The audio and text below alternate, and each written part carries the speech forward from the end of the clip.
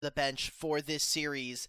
As, like you were saying, TS now on blue side. AL have basically banned Draven in almost every one of their games so far here. If it's not banned, then it's champion that they're not really afraid of, especially with what we were talking about, the Ashe and the Varus still being up.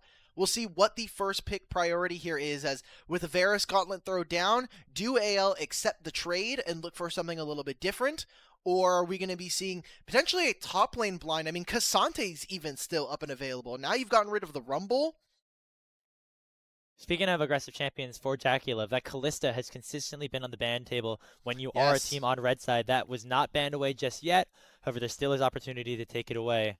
Would expect that to come through here as, another champion that Jackie could definitely do well on in the 2v2. So there it is. No Kalista to take away. A lot of bot lane focus as we head into the early picks. 369 wants to get himself on a comfort champion, something that he can play weak side on once more, and he will be locking in the Cassante for game 2. I think also the Cassante just gives him agency, right? Like the fact that Cassante still has a bunch of damage, gets his level 6, can try to find the 1v1, make outplays in certain situations, take a member out from an important team fight. Those are going to be really key. And I think AL caught themselves in a bit of a catch-22. If you don't ban the Kalista, then you get an Ashe or you get the Kalista on their side. If you ban the Ashe, they're going to take Kalista. If you ban the Kalista, they get Ashe. So AL immediately just trying to take a strong 2v2 here. Akali for Shanks. We wanted to see the melee mids of both Cream and Shanks come through. And now paired with one of the strongest AD skirmishers on the patch, Wukong. I think this is a great pairing for them.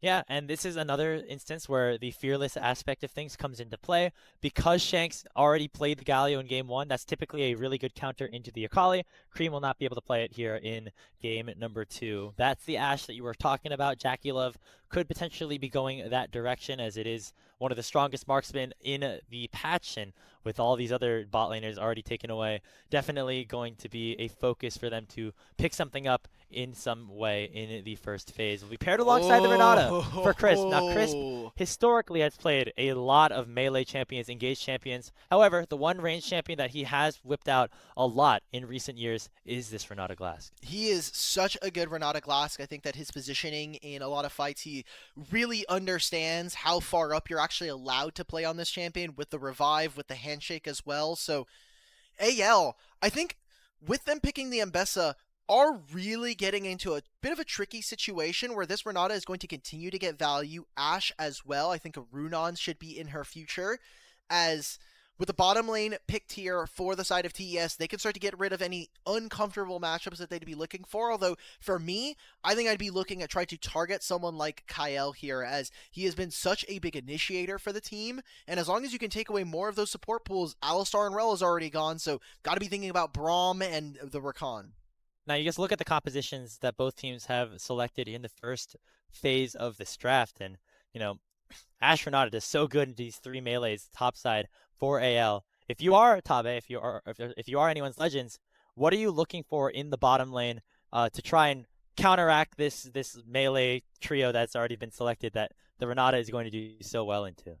So into Ashe, again, Varus is gone. You can try to go for more range. I think that a lot of the LPL's answers as we go in further is mostly just to respond with Kai'Sa, but the laning phase is going to be really, really abysmal. You can go for some more unique strategies. I think maybe Sivir, if you're going to be able to match, and with so many melees, the ultimate is going to be up. That Jhin Hover, I think, is very, very strong, as it is a champion that is at least going to be able to match some of the range, but I think DPS versus a Cassante might come into question when you look at what the champions on AL are going to be doing in a team fight. So I'll dive in the top side here for AL, and so it's just your backline threat being a Jhin against a full tank Cassante. Things could be a little bit scary, and I really right now really liking what Top Esports has cooked up in this first phase of the draft. Let's see how they finish it up. They need a mid jungle for Kanavi and Cream. Likely something that can initiate early, start these fights, roam around the map. The Taliyah, a very good start for that, but it's going to actually be the Hwei, which is, I think, another champion that Cream had a lot of success on early in 2024.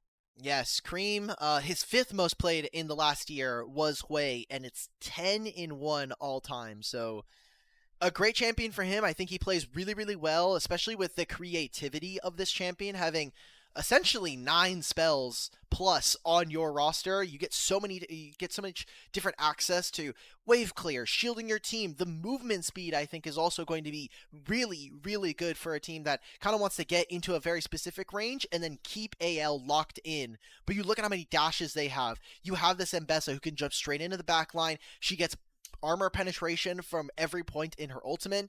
You have also this Akali who can jump back there. A very squishy backline and not a ton of protection. So we're going to see how much value this Renata can grab, because while the damage is there, you're looking for resets and you're looking for that bailout to really squeeze the last bit of value up against anyone's legend. It's a very standard kind of front-to-back composition for top esports. They're going to have 369 in the front line. Kanavi either playing kind of a mix of just frontline or potentially diving if he finds an opportunity. And then a really strong backline here with the Hui, Ashe, and Renata that also do a good job at stopping the engage and heavy dive that AL have in their team, even accentuated with that Nico picked up. If anyone's Legends want to have a chance to send this to match point early, they're going to have to take a big usage of those dives, I think, early in the game before the carries of top esports become online. Ah, man. And this Nico here for Kael, another champion that I'm pretty sure the last player of the game for Kael was actually on this Nico, and it was a little suspect. We may have got some Kick W votes coming in from the production over on the LPL main, but I don't know. I feel here, Grapes, like this is a really explosive composition from anyone's Legends. They have a really strong ability to skirmish, and it is about who can find the first kill, because while anyone's Legends don't have resets, I think the fact that they can create such massive numbers advantage for themselves by finding a kill early with an Akali, with this Mbessa, that you look on the opposite side, TES, they're going to have to find a burst. Maybe they pick a single member with this Ashe. It is going to come down to opening fights, opening skirmishes. How much damage can you find on individual members to potentially create that for your team? Yeah, because as soon as that burst threat is gone, or the divers use all their ultimates and things like that, it becomes very easy for DOP to potentially play the game just with the front to back that they do have. You see the music, you see the animations. That means we're about ready to get into game number 2. Can anyone's Legends pull off the 2-0 like they did in the Demacia Cup? Or will the series be evened up by top? Man, I love the different kinds of skyboxes we've been getting. They have been using a lot of this, the Mythmaker ones. That's what we just saw with the Jin skin as well. That is the Prestige. So it's cool. I'm glad we're getting more skybox stuff. It is one of the small things about League production that kind of gets lost, especially in the hubbub of trying to get observing down and doing 1 million replays, which is what the LPL is known for. At least we get it at the start of the game, right? You know, we get the big cinematic. That means that we're about to have greatness laying down upon us as we start off the early game with an invade. Now, Navi and the gang are spotted out by a nice little trinket placed there by AL. So Tarzan and the rest of the squad definitely know that this is happening. Smite fight is going to be won, I believe, by Kanavi, so they get what they want. No level 2 going to be unlocked for either jungler. And I like this from Flandra. By sitting in mid lane, he doesn't know where the lane swap is. They're waiting for everybody to show. He even stays for the potential starting fight there, but Tarzan missing out on a large portion of experience, like you had noted, by stealing the big chicken. He gets to be close to level 2, although it doesn't really matter, and most of it is for getting that early level 2, but he's going to get it anyway because he started up the blue buff. Yeah, and so kind of those reverse lanes that we saw a little bit later in game number 1, but this time it will be AL trying to force the initiative a little bit in this 2v2 for the top side. Again, very curious to see that top esports is the one to initiate these swaps. I guess just because they have 369, who is historically such a strong weak side player, they feel comfortable going for that swap and hoping that he's able to survive down there. But that's not going to be the case, as Flandre called out the bluff and teleported right down back. Yeah, also, something we didn't note from the draft, but we are going to see reflected in the game, is the fact that Kanavi does have a bunch of winning lanes here. I mean, range versus melee in the mid lane here. Cream already getting a lot of damage down onto Shanks early. After the first reset, it gets a little bit better, especially after first item, but until that happens, JackeyLove and Renata, or JackeyLove and Crisp are doing such a good job of being able to push in this wave. And it's so dangerous as Hope and Kyle. They're really looking to try to get whatever damage you can, but you're mostly surviving and looking to be a little bit more useful as you get more items, and specifically hitting level 6 on this team. And you can see as well, Kyle has the heal that is both to, you know, support his bottom laner if he gets a little bit too low, but also the movement speed that it provides allows you to get a little bit closer with that pop blossom once you start channeling it. That is, of course, the main reason teams are playing this Nico support.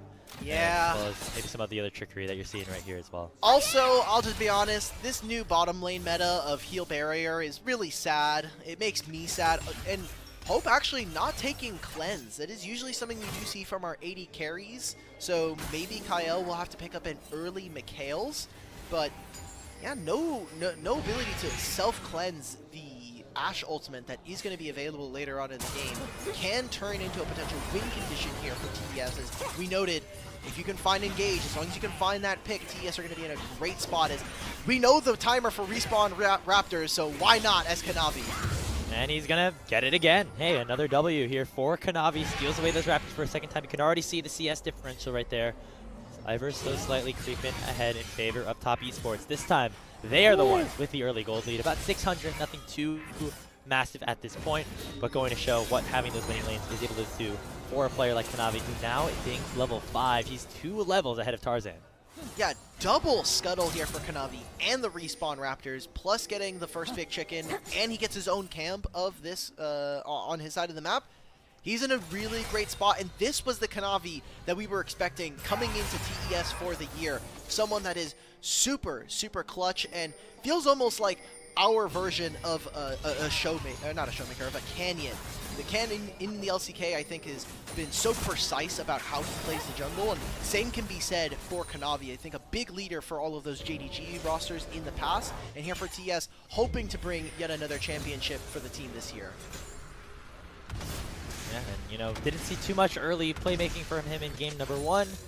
Technically not out on the map and making ganks a thing just yet here in this game number 2, but in terms of finding early invades, finding the advantages in the clears, and giving himself a gold lead in its own right, that is definitely a good sign for Kanavi here, as they're looking to bounce back a little bit after taking that game 1 loss where Tarzan really dominated his jungle game in the early game.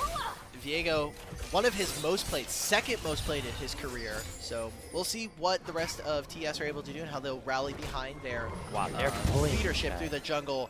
Fantastic job coming out from TS. It feels like a full court press onto Tarzan, who, as long as they have vision of, they know he's not on the top side. Kanavi hits an early level 6 here at 6 minutes, and they're able to grab themselves the grubs, thanks to some of the priority coming in from this double range bot lane with Jackie Love and Crisp.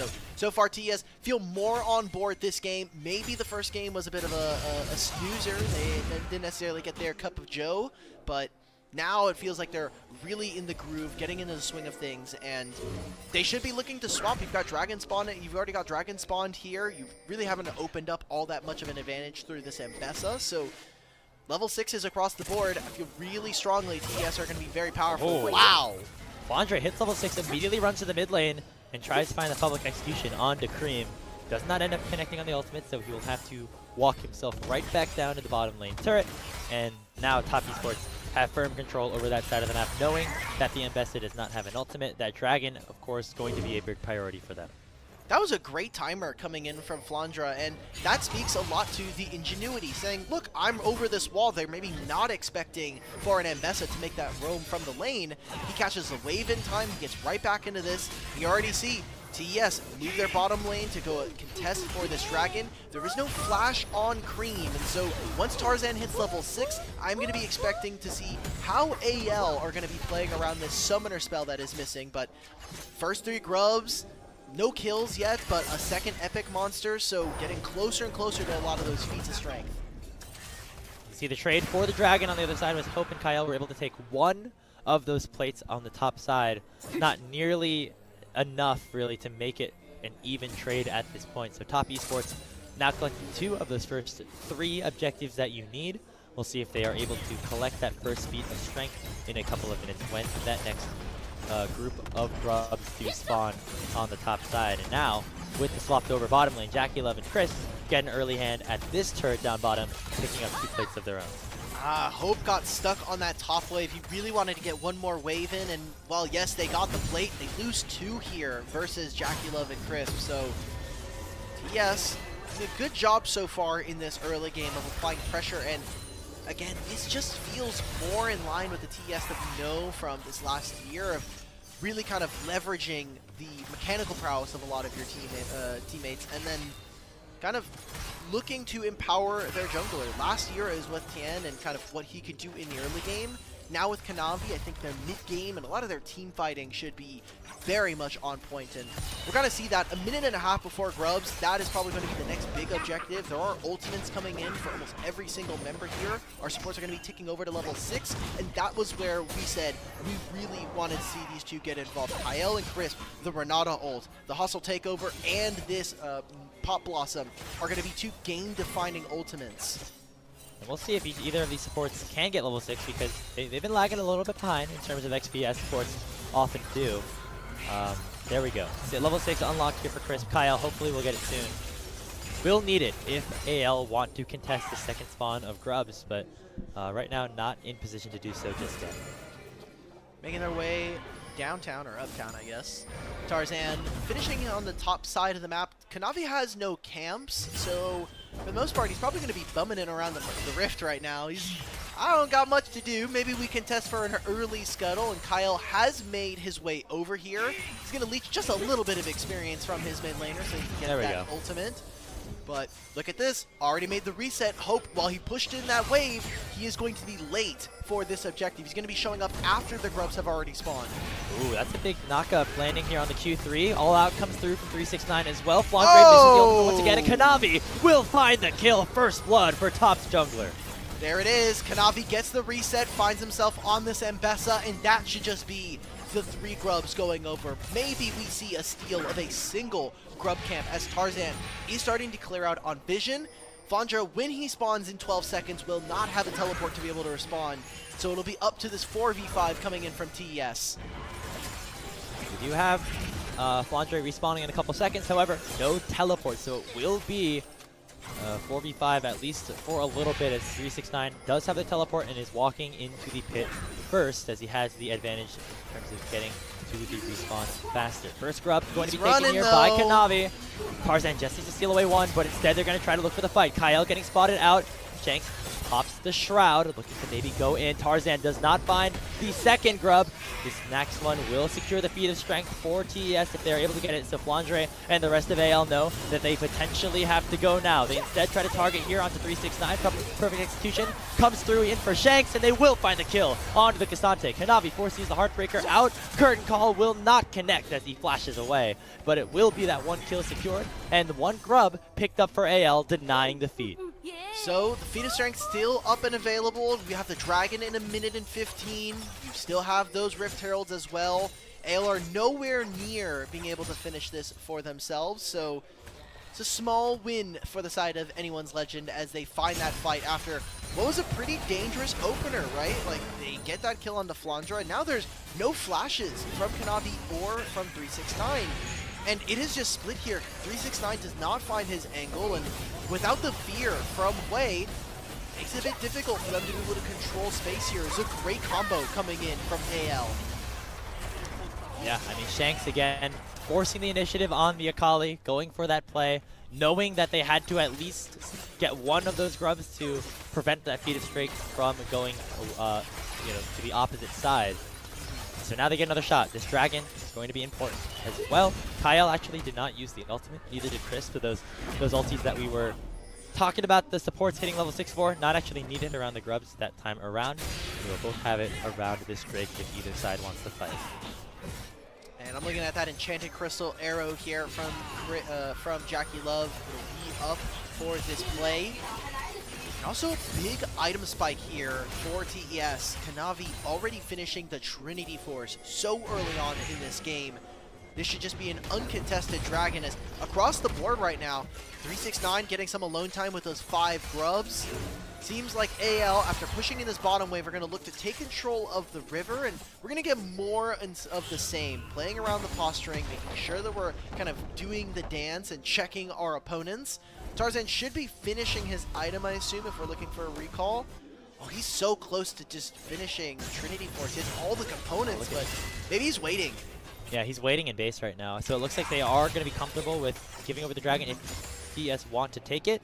It looks like instead they will opt to make another play onto Shanks here as Kanavi was looking to see if Shanks did go a little bit too far forward, but we also see Tarzan rotating towards potentially the top side of the map to go for his red buff. So either side actually really wanting to go for this first dragon. AL's openers in these games have been really, really good, and I really want to praise their vision control in these games. So much of these objectives have been predicated on AL getting good vision down, and TS not only not sweeping it, but also just having very little of it in their own. Look at where their wards are placed. It's in their bot side try and this red buff. Other than that, the map is dark, and being able to play with as little fog of war as possible opens up so many opportunities for anyone's legend. So strategically, they're doing a great job of controlling the map, and again, that's one of their strengths so far through this season. And despite Kanavi's really stellar start to this game, where he stole away a couple of Raptor camps, got the double scuttle, you can see him still up about 700 gold. Tarzan and the rest of AL making sure that they have not been able to pick up that feat of strength just yet, despite the fact that they are almost 15 minutes into this game. They're slowing things down a little bit right now as players are starting to pick up their first major items. Hope and Kyle have rotated to the mid lane to clear out this wave. They are matched there by Jackie and Chris, and not a lot really to fight for so far in this game. It seems like the dragon not necessarily a priority for either top or AL. Yeah, it would be great for TES, obviously, if top could grab this objective. It would give them the feats of strength, but again, I think we've just been seeing that these feats of strength are mostly an indicator for the broadcast and for fans at home, especially in their games in casual. Just, hey, you're playing a lot of these games. This is an indicator as to how good you're doing, because gold is a lot of times pretty nebulous as to where it is. We'd obviously love to have one player getting an influx of all of it, but we're getting the dragon start, and it is on vision, so they want to make this play in top side. The pings are coming out. They do not know if there are members reinforcing the top side of the map. They will spot out Kyle, but is this a Kali? Well, they think, yeah, they on think bottom it's waves? Yeah. They think it's Shanks right now, and I think that actually, well, actually no, they don't, because they see him down in the bottom. That's what I was saying. They don't know which one it is until now, but it stops the play, and all it does mean is that Konami gets to steal some more camps, but the objectives still going over to anyone's legend. And hey, look, AL, they've stifled that gold bleed a little bit. It's still only about 1,500 at the 15-minute mark, as Top Esports have not really been able to capitalize too much on what was a pretty solid early game from Kanavi and the rest of the team. Again, still potentially looking for this top lane dive, but the threat of Kyle with that pop blossom under the turret just a little bit too much for them. Meanwhile, Hope, ooh, he goes 0 for 3. No, that's tough. It's not great, and now you're missing this ultimate, starting up the Rift Herald here for the side of Top Esports. Cream is going to have to TP into this play. He's actually going for the mid lane, and Shanks will be able to walk here a little bit closer. So, looks like the Herald's going over, but maybe there's a fight after. So that is the feat of strength as well as the Rift Herald for Kanavi. However, he potentially is publicly executed. Flash on top of him from Kyle, and not even the bailout will save him. Now a two-man cyclone onto Jackie Love and Chris by Tarzan, and that will be Hope picking up the kill onto his fellow AD carry. Chris, the next on the menu. Tier 1 turret, doesn't matter when you got all 5 of anyone's legends going on to you. It is 3 kills going over to the red side as they win a decisive fight around the Rift Herald. Top Esports win the objective, but get absolutely blasted in that fight. Mechanically speaking, from AL, they execute so well. Kyle finds the pick onto Kanavi, and then even the bottom lane. We didn't get to see it because we were so focused on the chase out through the top side, but watching Shanks in that fight was incredible, and Flandra still showing some of that innovation that we've been crediting this team for a lot of their wins. Gets the public execution at the very max range, and then despite having the bailout, even with this ultimate, no other members of AL are really getting taken up on this. And I know we can't see it in this replay, but Shanks this entire time, he gets the Spiraling Despair put on top of him. He doesn't care. He uses the ult to get right on top of Cream and forces him out of this fight, even with 369 next to him. So TES just look like a shell of their former selves from this last year, and they don't even look like they're putting up much of a fight versus AL. Yeah, Kanavi just getting targeted despite him having that really strong game in terms of finding the camps, finding the objectives. Just gets singled out by Flandre and Kyle right there and taken out of the fight before he really can do anything. Remember, the way top esports composition works, you need to get that reset. You need to get this Viego going. Otherwise, the dive threat from AL is just a little bit too much, and I think that has to be the name of the game if you are anyone's Legends. Use the Nico ultimate, use the Mbessa ult onto Kanavi to make sure those resets do not happen onto, right now, one of the game's strongest players. It is part of the reason why just being able to have so much vision in their favor is so important, and what I would like to see from TES is now with this turret down in the bottom lane is how are they actually able to utilize this Ashe ultimate, because we actually haven't really seen JackeyLove be that impactful in this game. Oh, we're getting a replay. Thank you. All the Shanks lovers are back at home. There we go. Okay, so yeah, he gets the Spiraling Despair, does a huge combo onto him, and then he's just able to be back out. All those soul laners are gone from that fight from TES, so thank you for the observers for showing that, and there we go. TES yet again playing them out just a little bit better this time around. Something we saw in game one was the fact that they were able to focus on getting these turrets, and hopefully, with the point that I was making before, now with a little bit longer lanes, I want to see them try to make picks with JackeyLove's ultimate. That is one way you can get those resets and get your numbers advantage. Man, that was an insane set of movements there by Shanks. He looked like a cowboy, kind of like just herding the cattle around, making sure that the soul laners at the top were not able to collapse upon the rest of his team, and he did so incredibly admirably. You know, chasing him around, buying so much space for the rest of his team to pick up the rest of those kills. And of course, with Shanks escaping with his life. We know both of these players so good on these assassins, things like the Silence and Akali. I'm glad that we get to see Shanks on this pick in this game. Okay, Otacon has spawned. Probably not an objective we're going to be seeing too much fighting around, at least in this early portion of the game. With all of those turrets going down, we didn't mention it, but TES did grab themselves the Feats of Strength. And they have a lot of damage to be actually able to take this. Although, looking at their composition and looking at their items, a lot of them are pretty close to hitting 2 items. And so that'll probably be when we start to see TES. And if they don't look to fight on 2, I'm really worried just because I don't think you really want to fight on 3 versus Infinity Edge Jhin, 3 items on someone like Shanks or Flandre. That becomes a bit of a problem, and not to say that their damage would be lacking, I would just like to see them have a little bit more early game activity here in this second game. I guess early game's a bit rough as we're already 21 minutes in, but... Yeah, I mean, it would have been really nice to see Kanavi take the CS lead that he was able to get and maybe use it onto his side lanes and get somebody like JackeyLove ahead a little bit. But right now, behind in terms of items, as the Rift Herald is spawned in the mid lane. They're going to get this tier 1. The question is, will they get anything on top of it afterwards? Looks like the answer will be no. So 2-1 in terms of the Dragons right now for top. They are keeping themselves in this game. They have retaken control of the gold and are looking for a potential pick. Meanwhile, on the other side of the fight, they'll look at the mid lane. Curtain Call goes straight onto Cream, and Shanks will assassinate him underneath his own turret. So, with all of top indexing towards the top side of River, looking for potentially that Otacon buff, their mid laner just got singled out and taken down.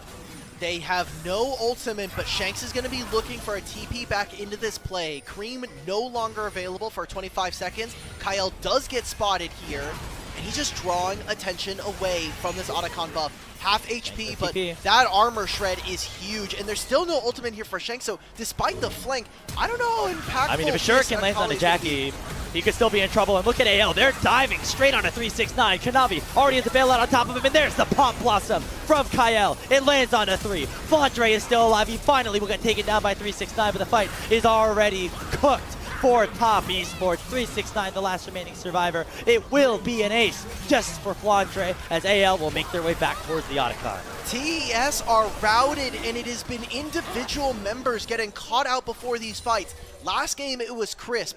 This time, Cream is getting bodied on a champion that we know him for, and it happens again. Here he goes. Public execution just up. That is another kill picked up for Shanks. He's 6-0 on his signature champion and takes down Cream once more. That's insane. If you would have told me that Cream right now is just getting destroyed on the Akali matchup, I would think as someone who is such a melee assassin specialist, he would know this matchup in and out and understand what he needs to do in this, but he has just been taken advantage of so many times here in this second game, and even without the ultimate coming in from this Akali, they're just making quick work of the backline. There is not enough damage once there's no cream, once Kanavi gets taken out, and while JackeyLove is firing arrows, it's not enough. There's Shanks in the backline, Kyle with this Nico providing so much value. AL are looking to make it a lot easier, and this is following the script from Demacia Cup. A Game 1 victory from AL, a Game 2 victory from Anyone's Legend. Maybe in Game 3 they'll have a little bit of hope and the script will be a bit nicer to them, but it is just looking so good for our Demacia Cup champions. Shanks is like, hey, remember this? Remember I was on the Alistar in the 1v1? This is me on a real champion now, Cream. This is what it looks like here. 6-0-0, 10 stacks on the Dark Seal, and a 900 gold shutdown to whoever can potentially take him down. AL 10-2. They are dominating the kill count. However, top esports are keeping the gold rather close to top side, where all those resources are allocated, but they just cannot find any fights as another enchanted crystal arrow goes wide. This Ashe from JackeyLove is not looking good. This bottom lane, we had a lot of high hopes. You look at the names on paper, JackeyLove and Crisp, but they have not been able to perform. And this feels very similar to not only the bot lanes, a lot of the bigger names, a lot of the bigger teams here in the LPL, like Pays and Missing last night, but even IG's Gala and Mako. These pairings are not looking good, and it feels like, we talked about the new class of mid laners coming in, it feels like a new class of laners just in general are starting to upshow. And speaking of laners, one all-consistent laner in the LPL is Flandre, and in his 10th year, he finds the public execution onto Kanavi and takes the legendary jungler down. 5 seconds before Baron, and they still have these Otacon respawns. They'll be up for another 15 seconds. They should just be looking to start this objective. 369 will be looking for a TP, but with no jungler, this is a hard contest. Kyle even has a flank. Teleport in for 369. It will be a 4v5. Health bars maybe a little bit in top's favor, but again, with the numbers disadvantage, going to be difficult. Going to be up to JackeyLove and Cream to dish out the damage and try to win a fight. Here's Kyle! Here comes Kyle! Pop Blossom lands onto the bottom lane. JackeyLove still kiting away, at least for now, and actually doing a big chunk of damage. There's the ultimate from the way. Cricket finally arriving to the game, and top esports find a big fight with their carries. JackeyLove taken down by Shanks in the back end of things, but now the Akali is singled out, looking for some sort of escape. Not going to find it in a 1v4, and top esports are right back into this one. AL overplay their hand with the Otacon buff spawning 369, and the rest of TES feel empowered. And while they kill the AD carry of top esports, Cream finally wakes up in this game with this way, finds a triple kill and a ton of damage coming in up against AL. I want to get a replay of that fight because I was just so personally invested into watching Kyle on the Nico that I didn't get to see too much, as we got the current call coming in. Right? They're blocking, and he does not steal this. Oh. Cream gets caught! Oh my god, how do you do that? Not body blocking, allowing their mid laner to go down. Hope getting back onto the board. That's kill number 3 for him. The Jhin starting to come into fruition as well. Flandre now in a 1v2. The Best has a lot of HP, does a decent amount of damage. However, Kanavi is now also strong. Teleport comes in, Shanks looking to join the fray, but he might join a little bit too late. Flandre flashes away. Kanavi looking to match him, but here comes Shanks. He's here to play. Now has to fight in a 1v3. The bailout landing on a 369, and the Q3 should be enough. Pops the stopwatch. Kanavi still full everybody's speed, here! But he's bought way much time for the rest of the squad to pull up. Hope's arrived. Kyle's arrived. Kanavi at 4 HP does find the stun, but not the kill. It'll be 2 more for AL. Now there's a dragon as well. Why is Tarzan 1 HP in mid? He took down JackeyLove during all of that. AL, they said the Baron may have been a misplay. We'll give you 1 TES, but we're coming right back to get our lick. 2,000 gold now. This game has felt so close, but AL feel like they're just 1 step ahead of top esports. You know, we had 2 kills in the first 10 minutes, and I think we've had like 25 in the next, I don't know, math is hard at this point. It's 5 in the morning, so really a lot of action in the last couple minutes is what we're here to say. Let's take another look at this snipe from Hope. He did it blind and took down Cream. How does he even find Cream here? I mean, that's just unlucky. Hey, report Crisp yet again. Crisp ruining the game for Cream. There we go. But Mbessa tries to find something. It's almost level 16, which I thought maybe there's some play there, but I think the Drake count steps, the amount of Omni-Vamp that this champion has access to thanks to the ultimate, is making this very difficult for TES, and obviously we talked about how long it's spent. We're obviously going to see this play. I want to see what happened in mid, because there's no reason for JackeyLove to be getting absolutely ran down. I mean, it's a Wukong, so as an AD carry player, I understand, but JackeyLove has just not been having the series today. He just got flashed on without flash in the mid lane. That's what happened. He was some of his spells down there. And, looks like JackeyLove was going to try to join the fight, then decides, nah, I'm good. And then Tarzan says, maybe you should have gone to the fight. Maybe you just shouldn't be showing on mid-wave. That is a flash from Tarzan, and the turret ramp damage was huge there, almost finding the kill onto this Wukong. But they grab the dragon during that replay, and anyone's legend 17-7, and the gold is so even. You have to imagine it's with them being able to grab the Baron, with the gold that they were able to grab from grabbing these grubs very early on. But you see, a lot of the advantage right now is in Shanks and Hope, and with these two carries, feels like almost a great repayment for anyone's legends and believing these two, especially for some of the career highs and career lows that these guys have had. I mean, obviously with Hope, we talked about that Worlds run in 2022 on JDG, but Shanks has not been a player that has had very high placements in the LPL, really being on Team WE and being kind of a middle-of-the-pack mid laner. Until last season, when he joined Anyone's Legends, made that big run, and now is suddenly potentially a young star in this league. On the other side, though, we remember what we talked about in Draft Alk, that Top have a really good front-to-back composition with a lot of solid anti-dive with the Renata. Haven't necessarily seen too much of that come to fruition. The closest we got was that fight around the Baron, where Top Esports were actually able to get a couple of kills back. However, it was quickly answered on the other side by an ace again from Anyone's Legends. However, starting to see some items come through. That's the Brunons, as you mentioned, here for JackeyLove. Cream very close to all these Zanyas, and we are getting closer to these big item spikes for Top Esports, where their anti-dive and their massive backline can really come to play.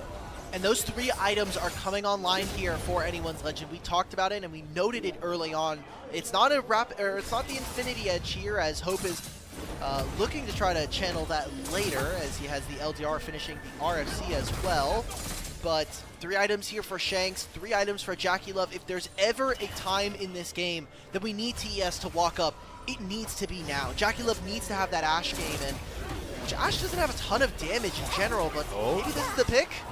Little skirmish here in the side lane. Shanks really caught out, has to use the perfect execution to get away. Perfect! Stopwatch to get away from the arrow, and now a public execution on a JackeyLove, and Kyle is here to follow up huge. The bailout will be on JackeyLove. He will be able to dish out the damage, but not enough for him to land the revive. But look at the other side of the fight. It is Kanavi and Cream absolutely destroying the front line of Anyone's Legends. They go 4 for 2 on the extended play.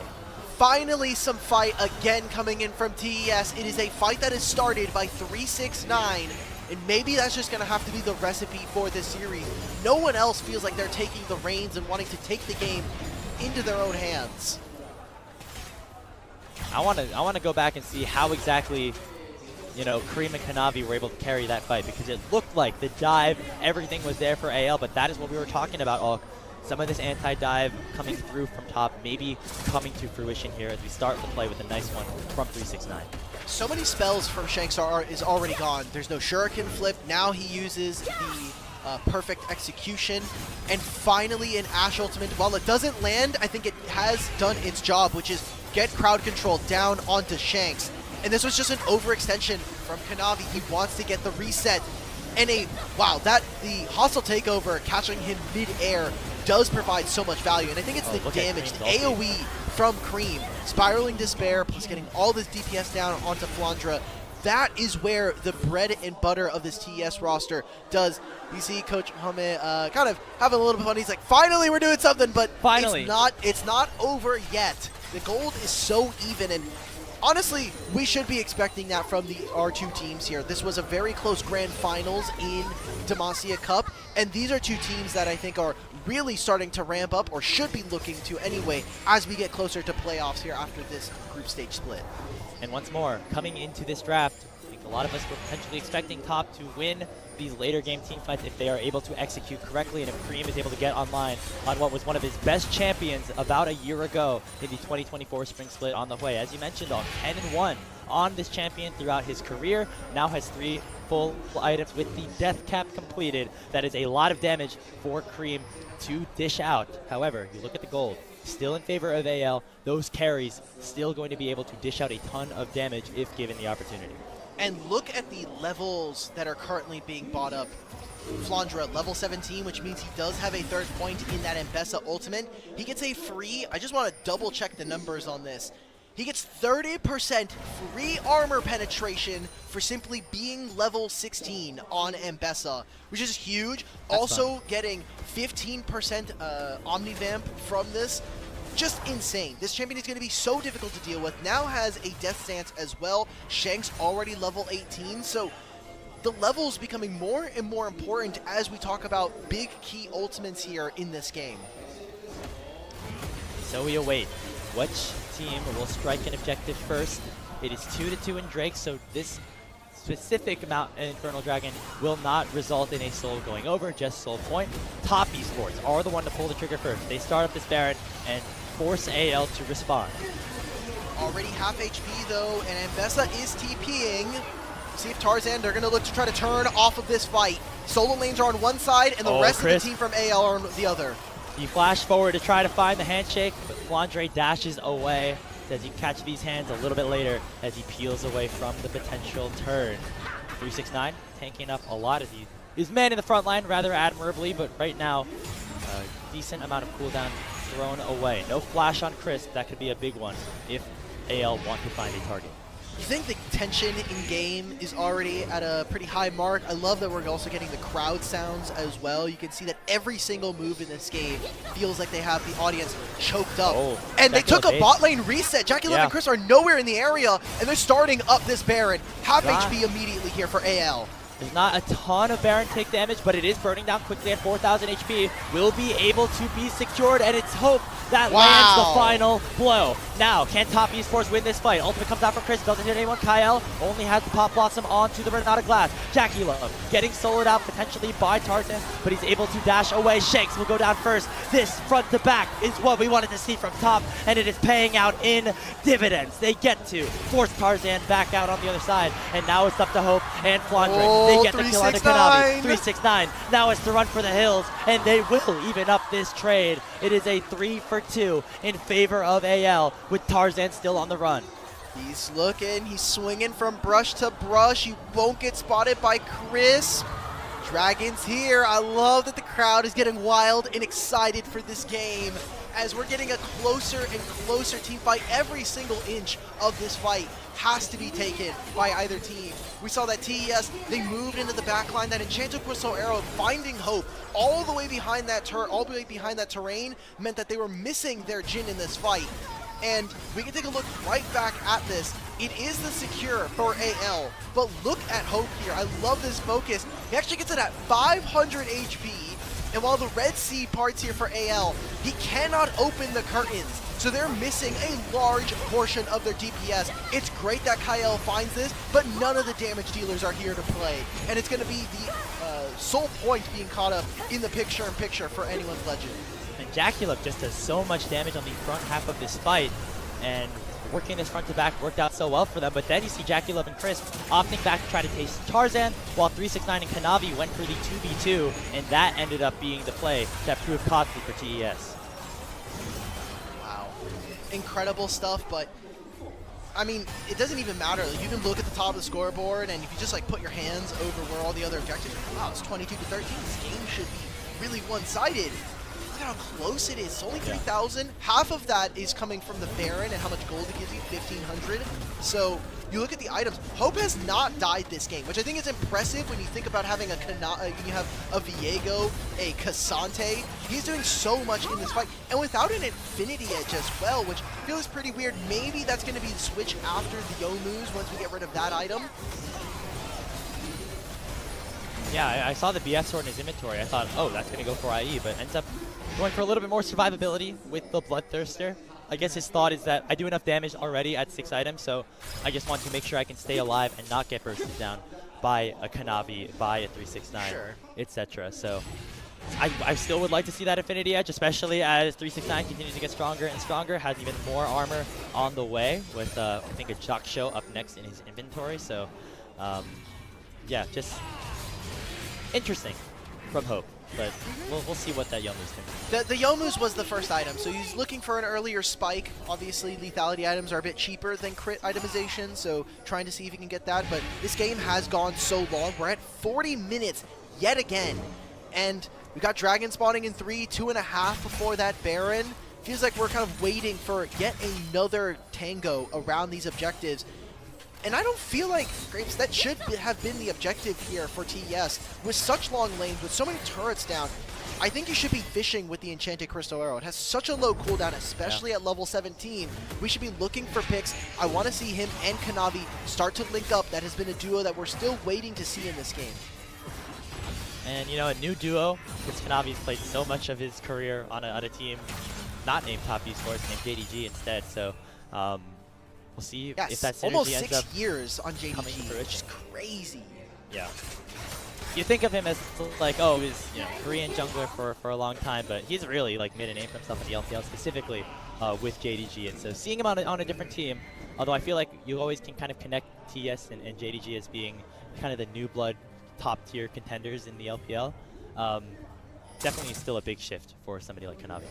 We'll see what the legacy of anyone's Legends is after this year, right? Because they were a team that built up from last year, and maybe if they're able to streak a couple of internationals, maybe even just one, I think would be a really big achievement for the organization, as they've not been able to make a splash outside of the domestic league.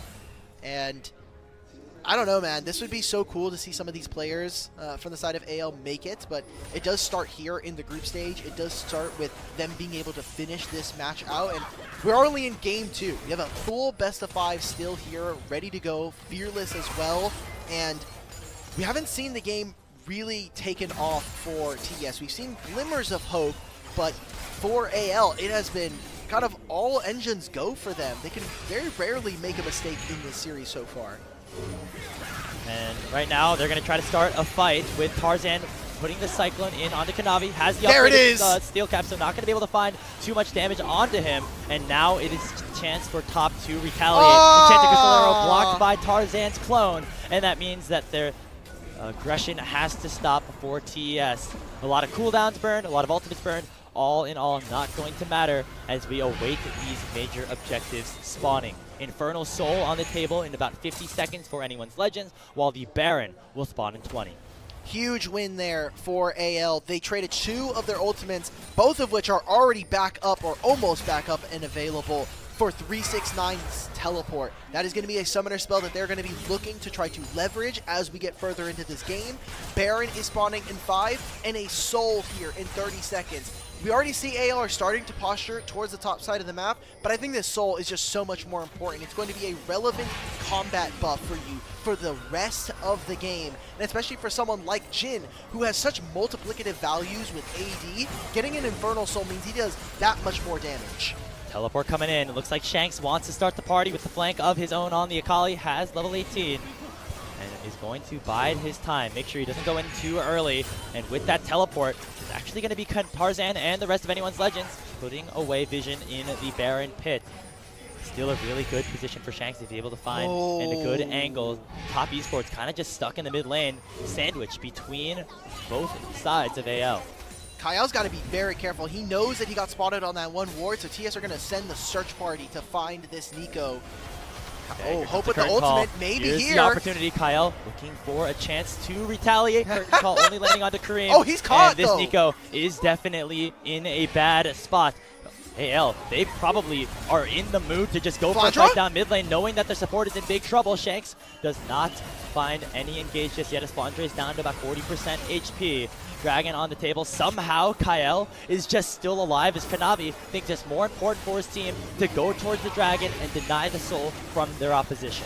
Yeah, Flandra's not going to be able to contest for this. Ashe and Kanavi can finish this objective rather early, and now we'll be heading towards the 7th dragon of this game if we want to see his soul here, as I don't know why we haven't just nerfed Nico and how long this clone stays out on the map, especially for the Oh, Cream though, they don't know. He can find the pick. In a really big flank position. They find the stun and the pop blossom onto Jacula, but he's able to get away from it rather nicely. Stopwatch lands onto Kyle, and he will go down first, having gone forward way too early. Now it's Flandre, the target of 4 members of AL, with 369 onto Shanks in the backside. That is already a second kill picked up for Kanavi. The dive is in, and Top Esports are looking to take over this game. They go 4-0. Only Hope survive, but there might not be much more hope for AL as Top Esports are looking to even up this series.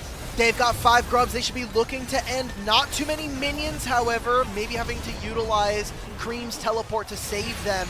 It is only Hope that is up 20 seconds before the next most available member. And it's been so close all game long, but one bad team fight, one where they spent too much time trying to protect their Nico, and it turns into a tied series. Curtain call means a very easy target for Jackie Love. That's 1,000 gold to Kanavi on the Viego, and Top Esports are going to even up our series at 1-1. Wow. Incredible stuff. Jesus Christ, guys. We got a lot of That was a lot of drinks on that. I was going to say.